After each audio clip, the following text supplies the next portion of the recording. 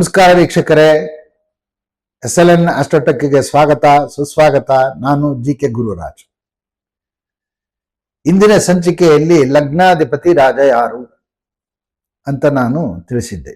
ಈಗಿನ ಒಂದು ಸಂಚಿಕೆಯಲ್ಲಿ ಇದೇ ಲಗ್ನಾಧಿಪತಿ ಎರಡನೆಯ ಸ್ಥಾನ ಹಾಗೂ ಅದರ ಭಾವ, ಅದರ ಕಾರಕತ್ವ, ಈ ಭಾವದ ಸ್ಥಾನದಲ್ಲಿ ಕುಳಿತಿದ್ದಾಗ ಈ ಲಗ್ನಾಧಿಪತಿಯಾದ ರಾಜನ ಒಂದು ಜೀವನ ಹೇಗಿರುತ್ತೆ, ಅವರ ಉದ್ಯೋಗ, ಅವರ ಯಶಸ್ಸು, ಅವರ ಕೀರ್ತಿ, ಅವರ ಮನ್ನಣೆ, ಅವರ ನಿಲುವು, ಅವರು ತಗೊಳ್ಳುವಂತ ನಿರ್ಧಾರಗಳು, ಇದೆಲ್ಲ ಎಷ್ಟು ವೈಶಿಷ್ಟ್ಯವಾಗಿರುತ್ತೆ ಅನ್ನೋದನ್ನ ಈ ಎರಡನೆಯ ಲಗ್ನಾಧಿಪತಿ ಎರಡನೇ ಮನೆಯಲ್ಲಿ ಇದ್ದಾಗ ಆಗುವಂತಹ ಫಲ ವಿಭಾಗವನ್ನು ನಾನು ತಿಳಿಸ್ತೀನಿ.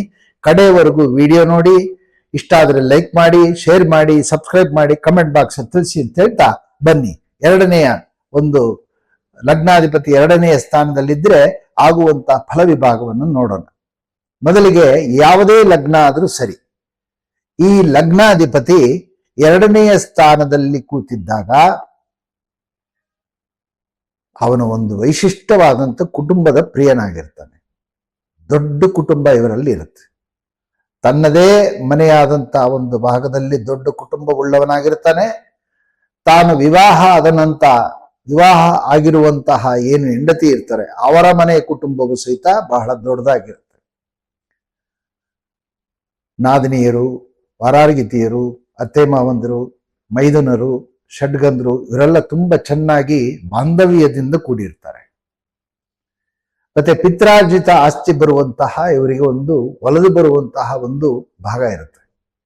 ಮತ್ತೆ ಈ ಜಾತಕಸ್ಥರ ವ್ಯಕ್ತಿಗೆ ಲಗ್ನಾಧಿಪತಿಯಾದಂಥವನು ಎರಡನೇ ಮನೆಯ ಸ್ಥಾನದಲ್ಲಿ ಕೂತಿದ್ದಾಗ ಅರ್ಥಶಾಸ್ತ್ರಜ್ಞ, ಚೆನ್ನಾಗಿ ಫೈನಾನ್ಷಿಯಲ್ ಮೇಂಟೆನೆನ್ಸ್ ಮಾಡುವಂತಹ ಒಂದು ಗುಣಲಕ್ಷಣಗಳು ಇವರಲ್ಲಿ ತುಂಬಾ ಚೆನ್ನಾಗಿರುತ್ತೆ. ಅವರ ಮಾತು, ಅವರ ಶೈಲಿ, ಅವರ ವಾಕ್ಚಾತುರ್ಯತೆ ಬಹಳ ಚೆನ್ನಾಗಿ ಸ್ಫುಟವಾಗಿ ಚೆನ್ನಾಗಿ ಮನಸ್ಸಿಗೆ ಇನ್ನೊಬ್ಬರ ಮನಸ್ಸಿಗೆ ಮುದ ಕೊಡುವಂತ ರೀತಿಯಲ್ಲಿ ಮಾತುಕತೆಗಳನ್ನ ತುಂಬಾ ಚೆನ್ನಾಗಿ ಆಡ್ತಾರೆ. ಜೊತೆಗೆ ಹಾಸ್ಯ ಚೆನ್ನಾಗಿ ಮಾಡ್ತಾರೆ.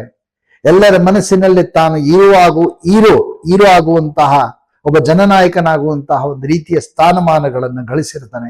ಅದಕ್ಕೆ ಈತ ಕುಟುಂಬದಲ್ಲಿ ತುಂಬಾ ಆಸಕ್ತಿ ಉಳ್ಳವರು ಅಂತ ಹೇಳುತ್ತೆ. ಆಸಕ್ತಿ ಇಲ್ಲದೆ ಇದ್ರೆ ಬನ್ರಿ ಅಲ್ಲಿ ಅಂದ್ರೆ ನಾ ಬರಲ್ಲ ಅಂದ್ಬಿಡ್ತಾರೆ. ಅಯ್ಯೋ ನಂಗೆ ಬೇಜಾರು, ಅಲ್ಲಿ ಯಾರು ನಾನು ಮಾತಾಡ್ಸೋದೇ ಇಲ್ಲ. ನಾವು ಸರಿ ಇದ್ರೆ ಅಲ್ವಾ ನಮ್ಮನ್ನ ಇನ್ನೊಬ್ರು ಮಾತಾಡ್ಸೋದು. ನಾವು ಅವರಿಗೆ ಮನಸ್ಸಿಗೆ ಹೊಂದಾಣಿಕೆ ಆಗುವಂತ ರೀತಿಯಲ್ಲಿ ಬಾಂಡಿಂಗ್ ಇದ್ರೆ ಅವ್ರು ನಮ್ಗೆ ಚೆನ್ನಾಗಿ ಮಾತಾಡಿಸ್ತಾರೆ. ಈ ಬಾಡಿ ಲ್ಯಾಂಗ್ವೇಜ್ ಯಾಕೆ ಬರಲ್ಲ ಅಂದ್ರೆ, ಕೆಲವರಿಗೆ ಲಗ್ನಾಧಿಪತಿ ಆದವನು ಯಾವುದೋ ರೀತಿ ಎರಡನೇ ಮನೆಯಲ್ಲಿ ಇದ್ರೂ ಸಹಿತ ಬೇರೆ ಗ್ರಹಗಳ ಸಂಯೋಗದಿಂದ ದುರ್ಬಲನಾಗಿದ್ದರೆ ಆಗ ಈ ರೀತಿಯಾದಂಥ ಕುಟುಂಬದಲ್ಲಿ ತುಂಬಾ ದೊಡ್ಡ ಕುಟುಂಬ ಇರುತ್ತೆ, ಆದ್ರೆ ಕುಟುಂಬದ ಪ್ರಿಯ ಆಗಿರಲ್ಲ, ಉದಾಸೀನನಾಗ್ಬಿಟ್ಟಿರ್ತಾನೆ. ಅದೆಲ್ಲ ನೆಕ್ಸ್ಟ್ ಮುಂದಿನ ವಿಭಾಗದಲ್ಲಿ ಹೇಳ್ತೀನಿ. ಈಗ ಸದ್ಯಕ್ಕೆ ಇದೇ ಲಗ್ನಾಧಿಪತಿ ನಿಮ್ಮ ಜಾತಕದಲ್ಲಿ ಯಾವುದೇ ಲಗ್ನ ಆಗಿದ್ರೂ ಪರವಾಗಿಲ್ಲ, ಆ ಲಗ್ನಾಧಿಪತಿ ಎರಡನೇ ಮನೆಯಲ್ಲಿದ್ದಾಗ ನಾನು ಹೇಳಿದ ಈ ಫಲಗಳು ಚೆನ್ನಾಗಿ ಸ್ಪಷ್ಟವಾಗಿ ಖಂಡಿತವಾಗ್ಲೂ ಬಂದೇ ಬರುತ್ತೆ. ಕುಟುಂಬದ ಪ್ರಿಯ, ದೊಡ್ಡ ಕುಟುಂಬ, ಈ ಮನೆಯಲ್ಲಿ ದೊಡ್ಡ ಕುಟುಂಬದವರ ಒಂದು ದೊಡ್ಡವರ ಜನನ ಅಂದ್ರೆ ಬಹಳ ದೊಡ್ಡವರಾಗಿರುವಂತಹ ಒಂದು ಜನನ ಇವ್ರ ಮನೇಲಿ ಆಗತ್ತೆ. ಧನಾಢ್ಯರಾಗ್ತಾರೆ. ವಿಶೇಷವಾದಂಥ ಇವ್ರ ಮನೆಯಲ್ಲಿ ಸೌಭಾಗ್ಯಗಳು, ಭಾಗ್ಯ, ಹೋಮ ಹವನ, ಧರ್ಮ ಕಾರ್ಯಕ್ರಮಗಳು, ಶುಭ ಮಂಗಳಗಳು, ಮನೆಯಲ್ಲಿ ಒಂದು ಸಂತೋಷದ ಒಂದು ವಾತಾವರಣ ಬಹಳ ಚೆನ್ನಾಗಿ ಮೂಡಿ ಬರುತ್ತೆ. ಕೆಲವರಿಗೆ ಯುಗಾದಿ ಹಬ್ಬ ವರ್ಷಕ್ಕೊಂದು ದಿವಸ, ಆದ್ರೆ ಇವ್ರ ಮನೆಯಲ್ಲಿ ಪ್ರತಿದಿನ ಪ್ರತಿಗಳಿಗೆ ಯುಗಾದಿಯಾಗೇ ಇರುತ್ತೆ. ಅಂಥ ಒಂದು ವೈಶಿಷ್ಟ್ಯವಾದಂಥ ಈ ಲಗ್ನಾಧಿಪತಿ ಎರಡರಲ್ಲಿದ್ದಾಗ ತನ್ನ ಮಿತ್ರನ ಮನೆಯಲ್ಲಂತೂ ಕೂತು ಬಿಟ್ರೆ ದೀಪ್ತಾವಸ್ಥೆಯಲ್ಲಿ ಆನಂದವಾಗಿರ್ತಾನೆ. ಇದರಲ್ಲಿ ತುಂಬಾ ಮ್ಯಾಥಮೆಟಿಕ್ಸ್ ಇದೆ. ನಿಮ್ಗೆ ಅದನ್ನು ಹೇಳ್ತಾ ಹೋಗ್ತಿದ್ರೆ ಆನಂದ ಆಗ್ತಿರುತ್ತೆ. ನೀವು ನಿಮ್ ಜಾತಕನ ಮುಂದೆ ಇಟ್ಟು ಕೂತ್ಕೊಳ್ಳಿ, ಆಗ್ಲೇ ಅದು ಅರ್ಥ ಆಗೋದು. ನಾನು ಮಾತಾಡಿದ್ದನ್ನು ಸುಮ್ಮನೆ ಕೇಳ್ತಾ ಹೋಗ್ಬಿಟ್ರೆ ನಿಮ್ಗೆ ಅರ್ಥ ಆಗಲ್ಲ. ನಿಮ್ ಜಾತಕ ನೋಡಿ, ಯಾರು ನಿರಾಸೆಗೊಳ್ಬೇಡಿ.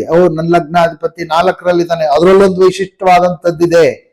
ಎರಡನೇ ಮನೆಯಲ್ಲಿ ಒಂದು ರೀತಿಯಾದಂಥ ಭಾಗ್ಯ ಇದ್ರೆ 4ನೇ ಮನೆಯಲ್ಲಿ ಒಂದು ರೀತಿಯಾದಂಥ ಭಾಗ್ಯ ಬಹಳ ವಿಶೇಷವಾಗಿರುತ್ತೆ. ಅದ್ರ ಮುಂದೆ ಸಬ್ಜೆಕ್ಟ್ ಬಂದಾಗ ಅದನ್ನೇ ಹೇಳ್ತೀನಿ. 5ನೇ ಮನೆ 7ನೇ ಮನೆ 9ನೇ ಮನೆ, ಆಹಾ, ಒಂದಕ್ಕೊಂದು ಒಂದು ಹೇಗೆ ಭಗವಂತ ಸೃಷ್ಟಿ ಮಾಡಿದಾನೆ ಈ ಒಂದು ಭಾಗ ಅಂದ್ರೆ ಅದು ಹೇಳಿ ತೀರ್ಸಾರದು. ಅಂತವರೆಲ್ಲ ಈ ರೀತಿ ಬದುಕ್ತಾರೆ. ಆದ್ದರಿಂದ ಗಮನ ಕೊಟ್ಟು ವೀಕ್ಷಣೆ ಮಾಡಿ. ಆದ್ರಿಂದ ನಿಮ್ಮ ಜಾತಕವನ್ನ, ಲಗ್ನವನ್ನು ಮುಂದೆ ಇಟ್ಕೊಳ್ಳಿ, ವೀಕ್ಷಣೆ ಮಾಡಿ. ನಿಮಗೇನಾದ್ರು ಸಂಶಯ ಬಂದ್ರೆ ಕಮೆಂಟ್ ಬಾಕ್ಸ್ ಅಲ್ಲಿ ತಿಳಿಸಿ, ಮುಂದಿನ ವಿವರಗಳನ್ನು ತಿಳಿಸ್ತೀನಿ. ಈಗ ಲಗ್ನಾಧಿಪತಿಯಾದಂಥವನು 2ನೇ ಮನೆಯಲ್ಲಿದ್ರೆ ಏನು ಅನ್ನೋದನ್ನು ಸಂಕ್ಷಿಪ್ತವಾಗಿ ತಿಳಿಸಿ, ಮತ್ತೆ ನಾಳೆಯ ದಿವಸ 2ನೇ ಮನೆ ಅಧಿಪತಿಯೇ ಮತ್ತೊಂದಷ್ಟು ವಿವರಗಳನ್ನು ತಿಳಿಸ್ತೀನಿ ಅಂತ ಹೇಳ್ತಾ ಈ ಮಾತನ್ನು ಮುಗಿಸ್ತಾ ಇದ್ದೀನಿ. ಇಷ್ಟ ಆದ್ರೆ ಲೈಕ್ ಮಾಡಿ, ಶೇರ್ ಮಾಡಿ, ಸಬ್ಸ್ಕ್ರೈಬ್ ಮಾಡ್ಕೊಳ್ಳಿ, ಕಮೆಂಟ್ ಬಾಕ್ಸ್ ತಿಳಿಸಿ, ದಯವಿಟ್ಟು ತಿಳಿಸಿ ಅಂತ ಹೇಳ್ತಾ ಈ ಮಾತು ಮುಗಿಸ್ತಾ ಇದ್ದೀನಿ. ಧನ್ಯವಾದ.